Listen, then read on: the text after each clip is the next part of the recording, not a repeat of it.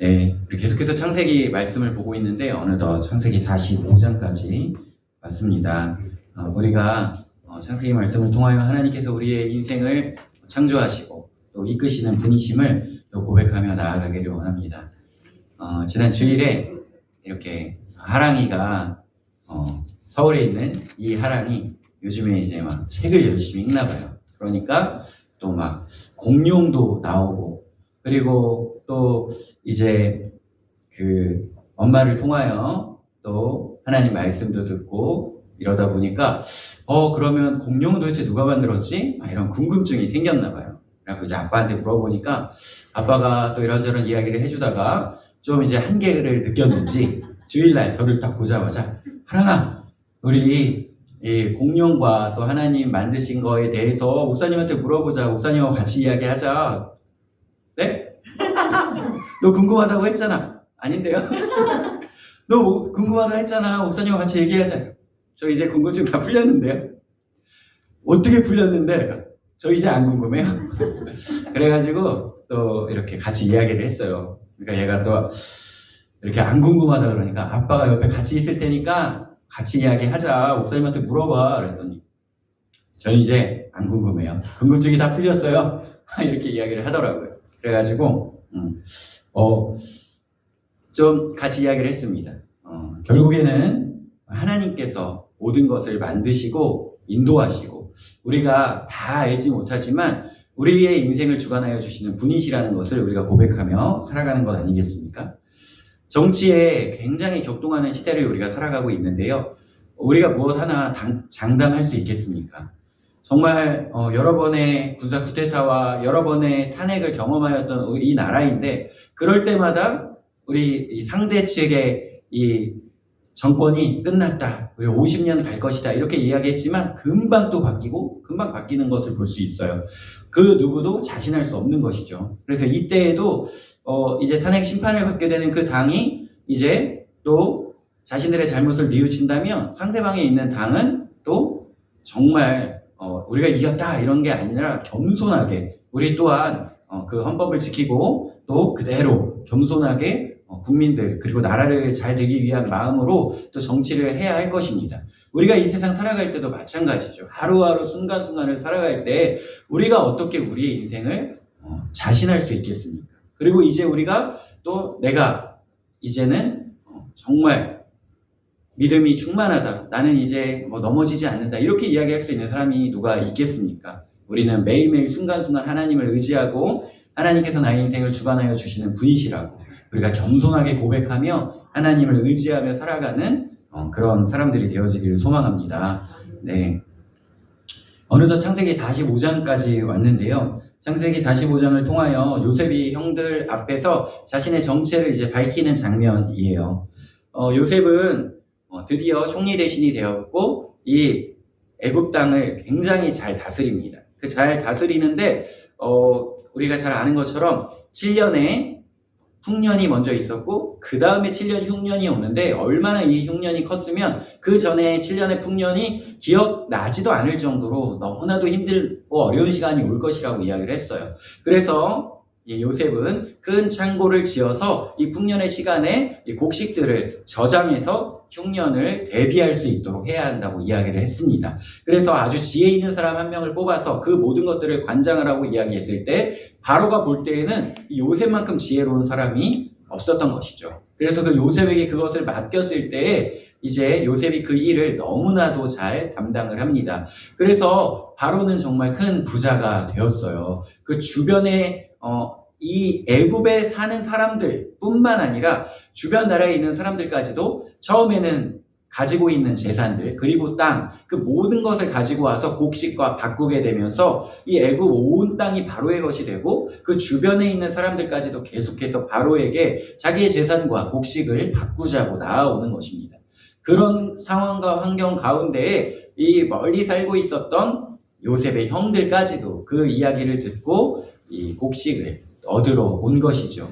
곡식을 사고 그리고 돌아가게 될 때에 동생이 있지 않느냐 하면서 베냐민을 데려오라고 이야기를 했죠. 베냐민을 데리고 오고 그리고 나서 이제 정말 베냐민을 어떻게 대하는지 보고 싶었던 거예요. 형들이 바뀌었는지 보고 싶었던 것입니다. 그래서 그를 테스트합니다. 그 베냐민의 그 자루에다가 은잔을 넣어놓고 이제 돌아가는 그들을 추격하여 왜 은잔을 훔쳐갔느냐 하면서 베냐민을 잡아 죽일 테니 너희들은 그냥 돌아가라고 이야기를 했을 때 형들이 동생을 놔두고 갈 수 없다고 차라리 자기를 잡아가라고 이야기하는 것을 통하여 형들이 정말로 변했구나 하는 것을 알게 된 것입니다.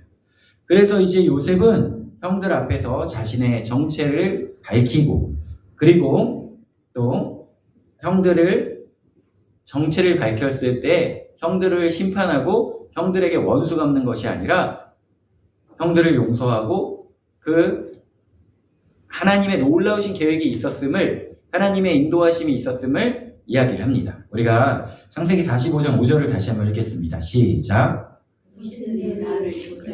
팔았으므로 근심하지 마소서 한탄하지 마소서 하나님이 생명을 구원하시려고 나를 당신들 앞서 보내셨나이다.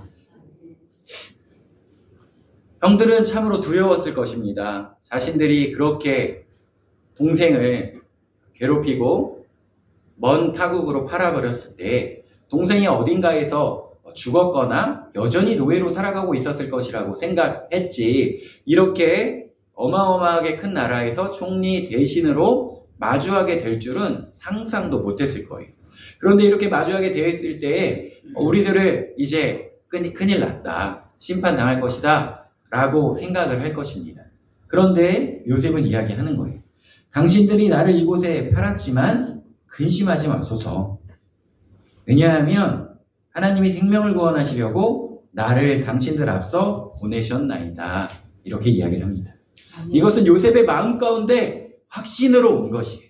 그동안 그는 아주 10년이 넘는 시간 동안 채색 옷을 입고 아버지에게 사랑을 듬뿍 받으며 살아가다가 어느 날 갑자기 피를 나는 형들에 의하여 타국으로 팔려가서 노예로 일하고 감옥에 갇히게 되고 그렇게 살아갈 때에 그의 머릿속에서 자신의 신세는 어떠한 것이었습니까? 나를 팔았다. 형들이 나를 팔았다. 나는 이곳에 팔려왔다.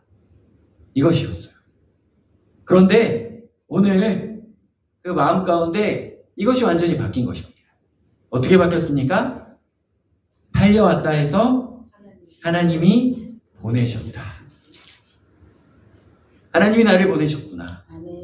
보내신 이유는 하나님이 생명을 구원하시다. 그래서 수많은 사람들의 생명을 살릴 뿐만 아니라 형들의 생명을 살리고 아버지의 생명을 살리게 되는 것을 오늘 요셉이 깨닫게 되는 거예요. 목도하게 되는 것입니다. 그랬을 때 그의 마음 가운데 있었던 모든 상처들이 깨끗하게 치유되어지는 것을 볼 수 있습니다.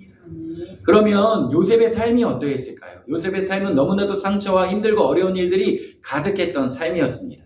하지만 그것이 바로 복의 근원이 되는 사람의 삶이라는 것입니다. 이제 제가 우리 초등학교 우리 주일학교 친구들에게 하도 이야기해서 아이들 줄줄 이야기할 거예요. 창세기는 50장까지 있고 그중에 1장부터 11장 그리고 12장부터 50장까지 나눠지는데 12장부터 50장까지는 4명의 족장의 이야기로 이스라엘의 역사가 시작된다 하면서 아브라함과 이삭과 야곱, 요셉 4명의 족장 이름을 아주 줄줄 얘기할 것입니다. 집에 가서 한번 물어보세요. 그런데 이 아브라함을 처음에 하나님께서 부르실 때 뭐라고 이야기하셨습니까? 너는 복의 근원이 될지라. 너를 축복하는 자에게는 내가 복을 내리고 너를 저주하는 자에게는 내가 저주하리니 너는 복의 근원이 될지라. 복이 될지라 라고 이야기를 했어요. 복의 시작이 되라고 이야기하셨고 복 자체가 되라고 이야기를 하셨습니다. 그렇게 해서 아브라함의 이 자녀들의 인생이 그저 탄탄대로가 된 것은 아닙니다. 항상 형통했던 것은 아니에요. 굉장히 힘들고 어려운 인생을 살았죠. 아브라함 자체도 그러하였고 이삭도 굉장히 힘든 시간들을 보냈습니다. 야곱은 어떠합니까? 그런데 이 복의 근원이 되는 사람들의 삶 가운데 보게 되면 너를 축복하는 자에게는 내가 복을 내리고 이 주변에 있는 사람들이 풍족하게 되어진다. 주변에 있는 사람들이 마침내 하나님 앞에 나아오는 그 복이 있다는 것입니다. 이 야곱이 삼촌 라반을 만나서 그는 라반을 통하여 몇 번이나 그 약속했었던 것이 바뀌고 얼마나 고생을 했습니까? 속게 되고 막 너무 힘든 시간을 보냈어요. 하지만 그를 통하여 야곱을 통하여 그 라반이 엄청난 거부가 되는 것을 볼 수 있습니다. 요셉의 삶이 그러했습니다. 요셉이 이제 보디발 장군의 집에 팔려왔을 때 가장 큰 혜택을 본 사람이 누구입니까? 바로 보디발 장군입니다. 그는 그 집이 굉장히 안정되는 것을 보았고 또 풍족하게 되는 것을 보았습니다. 그렇기 때문에 그가 이 모든 집안의 이 재산의 관리를 요셉에게 맡기는 것을 볼 수 있습니다. 그래서 그는 정말 평소에 요셉에 대해서 지켜보았고 그에 대한 신뢰가 가득한 사람이었을 것이에요. 제가 말씀드렸지만 이 시대에 좀 그렇게 높은 지체에 있는 사람이 자신의 부인을 겁탈하려고 한 사람을 그대로 그렇게 감옥에 가두는 일은 없습니다. 이는 타국에서 팔려온 노예인데 그 목숨을 왜 보존해 놓겠습니까? 당장 죽여 마땅한 그런 사람이었어요. 그런 상황이었습니다. 하지만 하나님께서 그를 보호하셨고 보디발도 알았던 거예요. 요셉이 그럴 사람이 아니다. 그리고 자신의 그 아내의 성품도 평소에 보아 알고 있었을 거예요. 그러고도 남을 것이다 라는 것을 알았을 것이에요. 우리는 평소에 다 그런 거 있으시잖아요. 제가 대학교 다닐 때 학교 총장님이 이렇게 그 급식 업체 사장님, 대학교 급식 업체 사장님한테 이렇게 뇌물 받았대요. 300만 원인지 3천만 원인지. 3천만 원이길 바랍니다. 300만 원 받았다는 것은 너무 또 자존심 상하잖아요. 그 조그만 돈에 감옥 가고. 그래가지고 제 친구 목사님이 이제 그 총장님하고 장인어른이 대학교 때 동기이셨다고 같은 반이셨다 그래가지고 여쭤봤대요. 아, 이거 어떻게 되신 거냐고, 총장님 어떻게 되신 그거 뭔가 막 음모 있는 거 아니냐고, 오해 있는 거 아니냐고, 어떻게 그분 감옥 가셨냐고 물어봤더니, 장인어른께서 그럴 줄 알았다고. 대학교 때도 반에서 항상 막 그렇게 좋지 않았다고. 15, 20년 다 그대로 가는 것 아니겠습니까? 우리가 지금의 삶을 정말 하나님의 뜻대로 오늘 하루하루 순간순간을 정말 드리며 살아가길 원합니다. 네, 여기서도 다 이제 나중에 이렇게 하나님 앞에 우리가 서로 그때 그 사람이 정말 성실하게 열심히 살았습니다. 주의 뜻대로 살았습니다. 이렇게 또 서로 다 증언해 줄 사람들 아니겠습니까? 근데 옆에서 듣다 보면 이제 그때 그럴 줄 알았다고 서로 이렇게 이야기할 수도 있어요. 네. 가장 가까운 사람이 알고 또 보는 것 아니겠습니까? 우리가 서로 정말 이렇게 주의 앞에 아름다움을 증언하는 사람들이 되길 원해요. 요셉이 보디발 장군의 그 집이 풍성해지는 것을 본 것뿐만 아니라 그 감옥에서도 그 주변에 있는 사람들이 풍성해지는 것을 보았어요. 뿐만 아니라 그 술 맡은 간원장과 이 떡을 맡은 관원장이 요셉을 통하여 또 복을 받는 것을 볼 수 있습니다. 물론 떡을 맡은 관원장은 죽게 되었지만 그들이 그곳에서 그 자신의 미래를 알고 꿈을 알게 되고 또 그렇게 풍성하게 되는 것을 볼 수 있었어요. 하나님이 그런 꿈풀이하는 것을 경험하게 되었죠. 우리가 이 복 있는 사람, 하나님과 동행하는 사람, 복의 근원이 되는 사람, 이 사람은 자기 자신이 좀 고생을 하게 될지라도 이 주변의 사람이 풍성하게 되는 것을 맛보게 된다는 것이에요. 우리가 그런 것을 또 얼마나 많이 보았습니까? 우리나라는 대표적으로 선교를 통하여 많은 사람들이 예수님을 믿게 된 나라입니다. 그런데 우리 또 가보신 분들도 많이 있으시겠지만 서울의 합정에 가면 양화진이라는 곳이 있고 그곳은 선교사님들의 무덤이에요.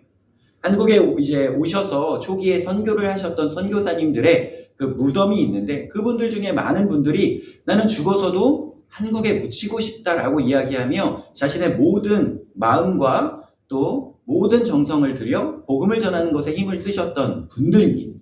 그런데 그 양화진에 가서 많은 또 그리스도인들이 그리고 많은 선교사 후보생들이 양화진을 돌아보며 그 마음을 다시 한번 하나님 앞에 드리는데 그때에 굉장히 이름 없는 아주 작은 무덤들이 있는 것을 보게 되고, 그 양화진을 관리하는 목사님들에게 이것은 누구의 무덤이기에 이렇게 작고 이름조차 없습니까? 라고 물어봤을 때 그것이 바로 이 초기의 선교사님들의 자녀들의 무덤이라고. 어린아이들의 무덤이라고.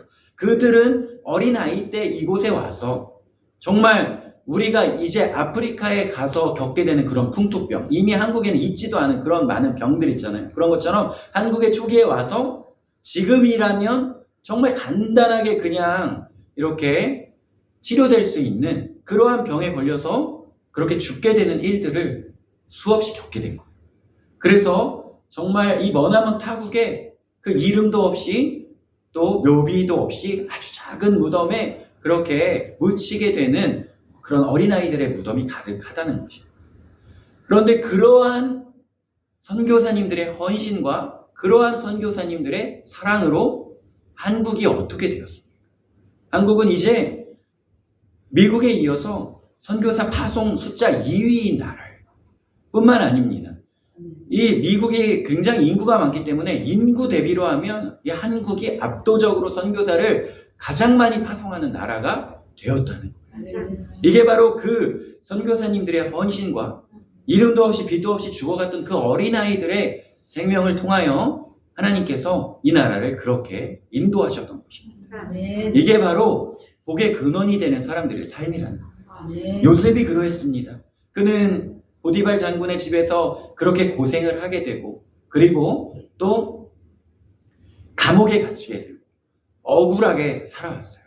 하지만 그를 통하여 그 주변에 있는 사람들이 복받게 되었다는 거예요. 바로 또한 엄청난 거부가 되었다는 것입니다. 그러면서 그들이 요셉이 어떻게 하나님을 의지하는지, 어떻게 그가 하나님을 믿고 따르는지, 그를 통하여 어떻게 하나님께서 일하시는지를 보게 된다는 것입니다.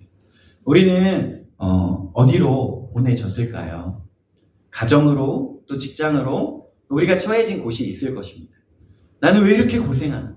나는 왜 이렇게 힘드나? 나는 왜 이렇게 어려운 일들이 많이 있나? 한탄하고 또 힘들고 어렵고 하나님 살아계신 것입니까? 부르짖을 때도 있었을 것입니다.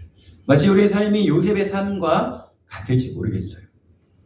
이 노예로 팔려가서 그 삶이 어느 정도 안정될 때쯤에 또 그 음모에 빠져서 감옥에 갇히게 되고, 감옥에 갇혀서 또 그 삶이 어느 정도 괜찮아지고 이제는 관원장들의 꿈을 해석해 주는데 그리 또 잊어버려가지고 2년 동안 더 있게 되고, 감옥에 하루라도 더 있고 싶은 사람이 어디 있겠습니까?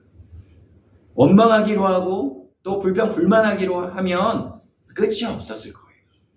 하지만 그는 하나님을 의지했고 그를 통하여 주변의 사람들이 풍성하게 되는 것을 경험하게 되었습니다.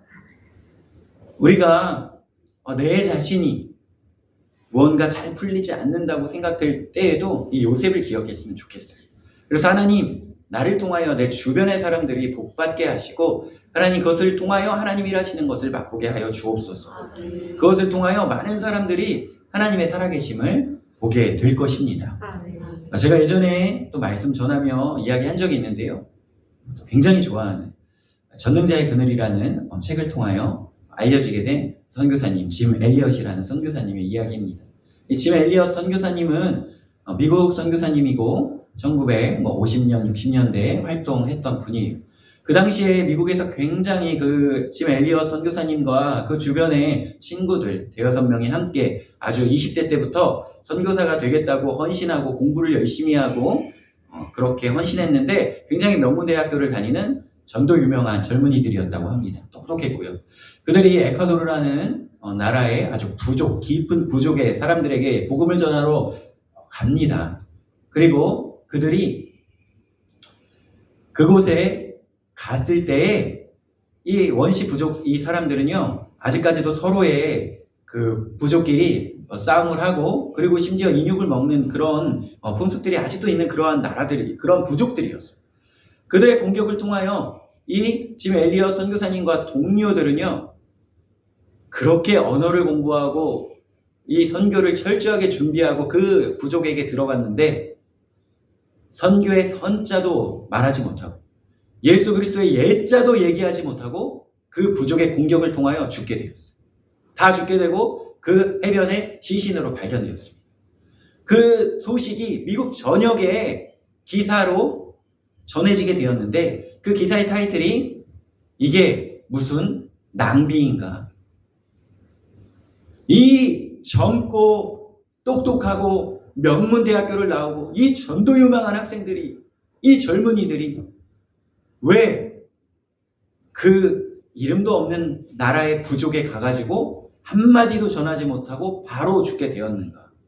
너무나도 이들의 삶이 어이없고 불쌍하고 한탄스럽다고 하는 그러한 기사들이 미국 전역에 퍼져나갔다고 해요. 그런데 그때 이 짐 엘리엇 선교사님과 그 친구들, 그들의 부인들, 한마디로 미망인들이 이 부족 가운데 들어가게 됩니다. 엘리자베스 엘리엇이라는 이 짐 엘리엇 선교사님의 부인되는 분이 이 전능자의 그늘이라는 책을 쓴 거예요. 그곳 가운데 가서 이들이 간호 교육을 받은 분들이 그래가지고 6년, 7년 동안 그 부족 곁에 삽니다. 그 부족들은요, 다 부족들의 남자는 다 죽이는데 또 여자들은 죽이지 않는 그런 풍습이 있었어요. 건드리지 않았다고 합니다. 근데 그들 가운데 아직도 창 가지고 다니고 인육 먹고 하니까 얼마나 풍토병도 많았겠어요. 전염병도 많았습니다. 그들 가운데 아픈 일들이 있어요. 그러면 그 간호 훈련을 받은 그 선교사님들이 쓱 와가지고 약을 줘요. 간호를 해줘요. 고쳐줘요. 도움을 주는 것입니다. 그렇게 그들 곁에 7년을 도움을 주며 살아갔다는 거예요. 그리고 나서 7년 후에 그제서야 근데 당신들은 도대체 누굽니까? 왜 여기 와서 이렇게 사십니까? 왜 우리를 치료해 주십니까? 왜 우리를 도와주십니까? 그랬을 때 엘리자베스 엘리엇 선교사님이 이야기를 합니다. 수년 전에 6, 7명의 남자들이 이곳에 와가지고 죽게 되었던 것을 아십니까? 기억합니다. 왜냐하면 다 부족이 아니라 아예 외국인이었기 때문에 기억해요. 우리가 그들의 아내들입니다. 그들 깜짝 놀랐죠. 그러면 왜 우리를 이대로 내버려 뒀습니까? 왜 우리를 치료해 줬습니까? 왜 우리를 죽이지 않았습니까? 우리가 다 풍토병에 걸렸을 때 그대로 내버려둬도 우리는 다 죽었을 것이고 우리에게 놓는 그 약에, 그 주사에 손을 쓰면 우리 다 죽일 수 있지 않았습니까? 그때 그들과 그리고 아내들인 우리는 하나님을 믿는 사람들이고 예수 그리스도의 사랑과 그 복음을 전하기 위해 온 사람들입니다. 그렇게 해서 그 부족이 모두 다 예수님을 믿게 되고 그리고 회개하고 그 부족에 있는 사람들의 일부가 또 미국으로 유학 가서 목회자가 되어 돌아와 에콰도르의 그 부족들이 복음화가 되어지는 그 역사가 있었습니다. 보내지는 사람은 복의 근원이 되는 사람, 복의 시작이 되는 사람은 힘들고 어려운 삶을 살아갈 수 있습니다. 하지만 우리가 하나님께서 함께하여 주심으로 내 주변의 사람들이 복을 받고 내 주변의 사람들이 큰 은혜를 얻고 나의 모습 볼 때에 주여 너무 고생하여 주여 너무 보잘것이 없어 주여 아무것도 없어서 주의 영광을 가리는 것이 아닙니까? 하나님은 하십니다.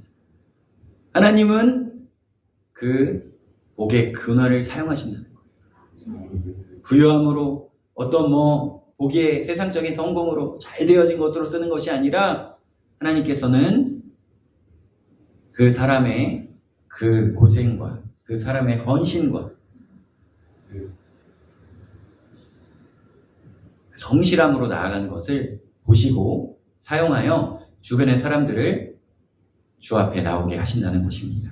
그래서 우리가 2024년 마무리할 때에 또 다시 한번 내가 처해 있는 상황, 나의 가정, 어려운 상황들, 환경들 바라보며 내가 너무나도 힘들다. 내가 마치 노예로 타국에 팔려온 것처럼 또 감옥에 갇힌 것처럼 너무나도 외롭고 너무나도 쓸쓸하고 너무나도 힘들다 라고 이야기할 때에 주께서 우리의 손을 붙잡아 주실 것입니다. 주께서 인도하실 것입니다. 그리고 마침내 우리는 요셉처럼 나를 이곳에 팔았으므로 근심하지 마소서, 한탄하지 마소서. 하나님이 생명을 구원하시려고 나를 당신들 앞서 보내셨나이다. 우리가 그렇게 고백하며 우리가 그렇게 선포하며 나아가게 될 것입니다. 그래서 우리를 그렇게 속삭이던 내 남편, 내 자녀가 우리 예수님 앞에서 나를 포기하지 않고 끝까지 나를 위해 기도해 줬어요. 나에게 끝까지 복음을 전해줬어요. 나에게 끝까지 하나님의 사랑을 전해줬어요. 하고 증언할 것입니다. 우리가 그것을 믿으며 그날을 기대하며 나아가길 원합니다.